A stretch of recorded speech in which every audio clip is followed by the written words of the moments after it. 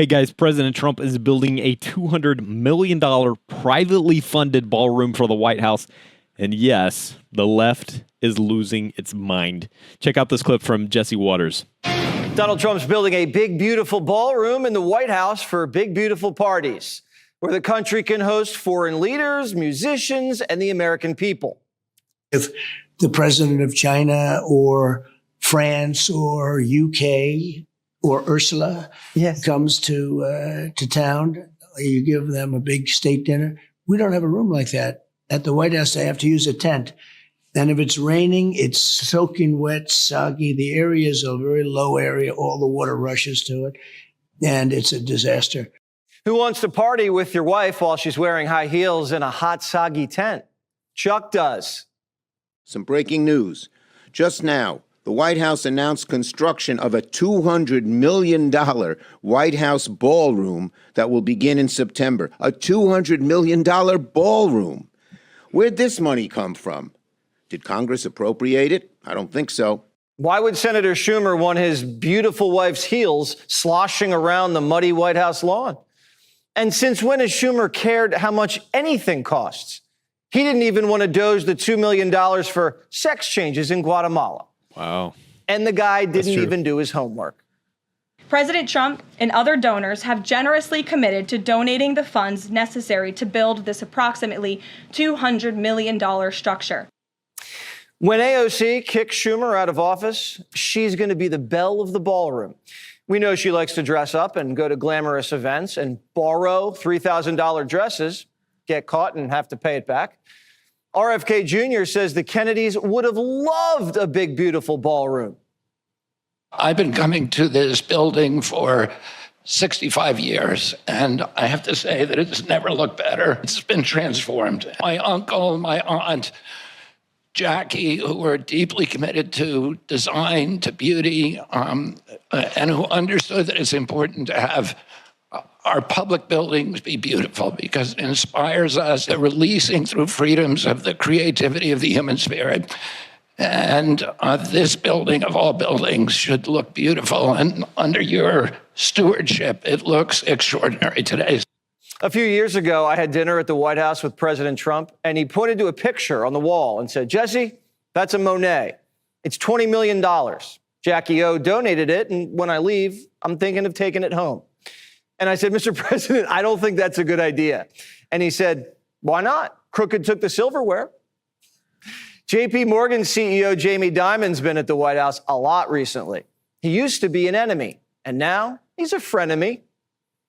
We started tariffs. We didn't know what they're going to be, and now we kind of know, and they're more moderate and thoughtful and more carefully done, and hopefully they'll help some companies export. Maybe some people move manufacturing back here. So so far so good. So far, so good is right. Last month, because of tariffs, we balanced the budget for the first time in a decade. And now the press wants to know what took so long. Why didn't you invoke this law in your first term? You could have taken in billions upon billions of dollars in your first term, but you waited until your second term. Yeah, because in my first term, I was fighting lunatics like you who were trying to do things incorrectly and inappropriately to a president that was duly elected.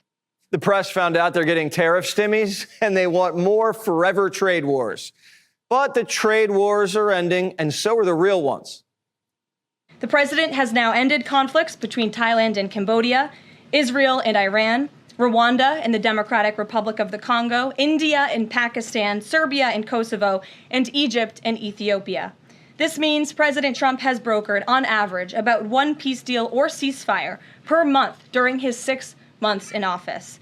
It's well past time that President Trump was awarded the Nobel Peace Prize. Even Chris Cuomo's admitting he's been wrong about everything. I've been wrong.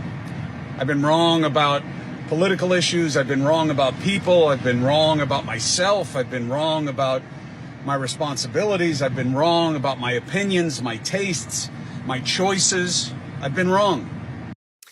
This must be driving the big guy crazy. The Senate Foreign Affairs chairman, the statesman, Joseph Biden, kept telling other countries don't, and they did. But when Trump says don't, they don't. The auto pen's still haunting the Democrats. He's so scary that he knocked Pocahontas off her feet. Senators voting in the affirmative: Baldwin, Blunt Rochester, Durbin, Heinrich, Hirono. Liz is sitting Indian style while Comer plays Duck, Duck, Goose with Biden aides. Okay, guys, real quick, stick around. This clip gets even better. But first, let's talk about the bigger picture here. Donald Trump isn't just adding a ballroom. He's restoring dignity to the White House.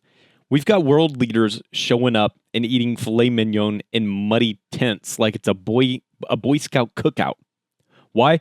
Because Democrats can't be bothered to fix anything. Trump actually sees a problem and he builds something better.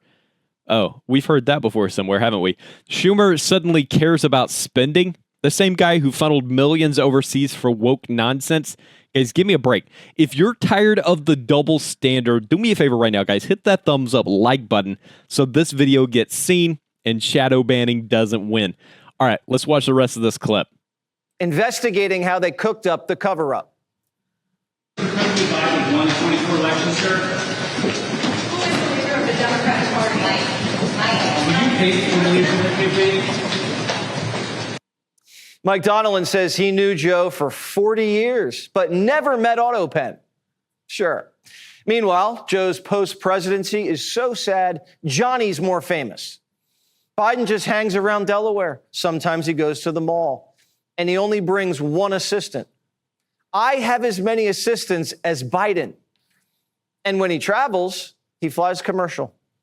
Biden went from Amtrak Joe to American Airlines Joe. Do you know how crazy it is that the president is flying commercial? Could you imagine taking your seat and you're sitting next to a guy asking for more peanuts, and it's Joe Biden?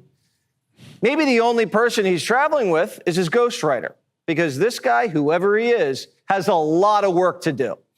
Because the president has to remember to write a memoir. But Biden's ghostwriter has some competition.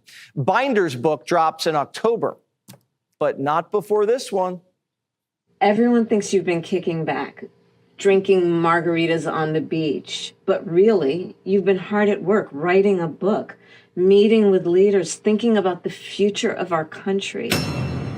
Who said that? Kamala is not running for California governor.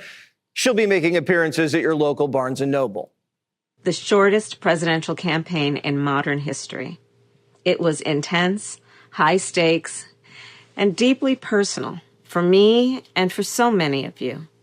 Since leaving office, I've spent a lot of time reflecting on those days, talking with my team, my family, my friends, and pulling my thoughts together. In essence, writing a journal that is this book, 107 Days.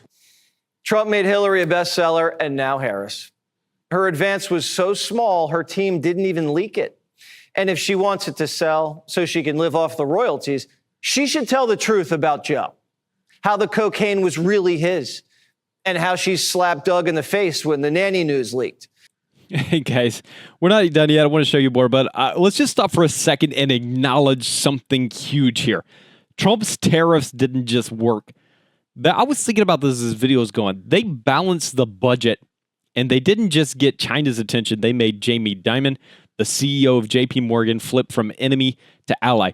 The press asked, why didn't you do this sooner? And Trump flat out said, because I was busy fighting off lunatics like you. They tried to bury him in investigations while he was fixing the economy and brokering more peace deals than the UN. Guys, if you are sick of the media rewriting history, subscribe to the channel, guys. I'm not going anywhere. We're going to keep exposing this madness. But if she's as talented of a writer as she is a speaker, it's going to sound a lot like drunk Judy Blume. Trump thinks the whole thing's hilarious. What do you see in her political future, sir? Well, she can't speak. She can't talk. She can't do an interview. I thought it was a very strange campaign that we had. I wouldn't call her a skilled politician. Would you? She's also coming out with a book. Any plans to buy it? I don't know. I think I'm going to buy it. I'd love to see it. Now, for once, Democrats agree with Trump. They'd rather have Kamala kicking back, drinking margaritas on the beach than going on word salad book tours. Would you be supportive if she wanted to run for the Democratic nomination in 2028? Martha, 2028 is a long way off. And first, we need to focus on the challenges right in front of us here in Congress. There's one word that comes to mind when Democrats think of Kamala, and it's the L word. Is she a good candidate? Is she a fresh face anymore? I think it's a problem for the broader Democratic Party because it latches them to the past. Nothing against Kamala Harris, but she is labeled a loser by the party. She lost to Donald Trump and a voice of the past. And I think the more the past haunts Democrats, the more problematic it is for them to move forward into the future. Democrats haven't nominated a presidential loser since Adlai Stevenson in 1956. Poor Adlai lost in a 41-state landslide. Charlemagne says Kamala should find some new hobbies. I don't know. I don't know if she should run again, but I definitely would like to see her write a book. I definitely would like to, see her start a podcast and just build a real connection with people, And she is, relatively young. I just don't know what's going to happen in 2028, man. I just think Democrats suck so bad. I don't know. Okay, guys, I want to show you the very end of this clip. But first, let's just admit what's obvious right now. Kamala Harris is done. Even Democrats want her sipping margaritas on a beach instead of speaking in public. They're scared to death of her being the 2028 nominee. And guys, for good reason. She can't talk. She can't campaign. Now she's getting dragged into Biden's cover-ups. You think that ghostwriter is going to help when they put her under oath? Guys, if you've had it with this clown show, do me a favor, drop a comment down below. I want to hear from you. Would you rather read Kamala's book or use it to level a wobbly table? Let me know. Not sure a Kamala podcast is going to play. Kamala talking more is not the answer. But you better find an answer soon because Comer's about to put Mamala under oath. I think that's another great thing about Kamala Harris not running for governor. She's going to have more time to come before the House Oversight Committee and testify about Joe Biden's cognitive decline. So I think the odds of Kamala Harris getting a subpoena are very high. Well, before she talks to Comer, she's talking to Colbert tonight. She'll be on The Late Show. There's so much the two can talk about.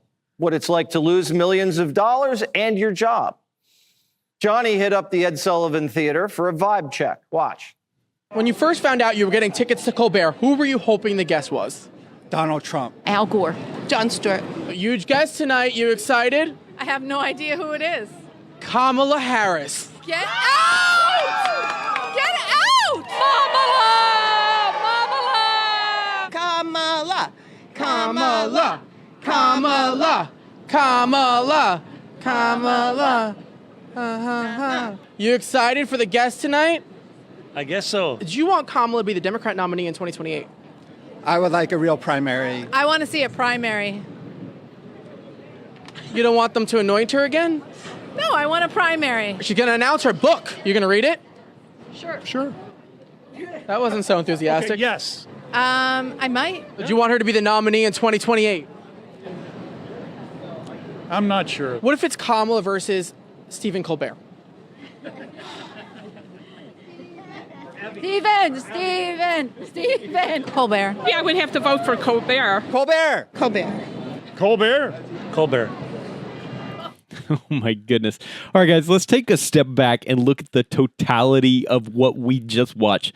While the Biden administration crumbles into a ghost-ridden memoir, and Kamala Harris is awkwardly trying to rebrand herself as a relatable author, President Trump is actually out here leading.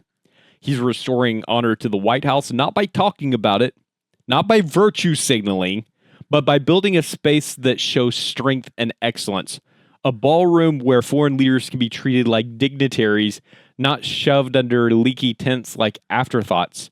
He's fixing the economy with tariffs that the elites mocked until the budget's balanced. He's making peace deals that the media refuses to report because they need the world to be in chaos so that they can keep their power. And he's doing all this while the Democrat bench looks like a sad lineup of book flops, late night show awkwardness, and PR spin disasters. Even RFK Jr. and Chris Cuomo are saying, you know what? Might have been wrong about Trump. Guys, that tells you Everything. Meanwhile, Kamala can't string together a sentence without word salad. Joe Biden's out here flying commercial with more handlers than voters. This is why they hate Trump so much, guys, because he works, because he wins, because he builds. If you're with me in this fight, guys, do me a favor, like this video, drop a comment, subscribe to stay in the loop. And if you want to help keep this message alive and uncensored, consider becoming a channel member. Let's push back together.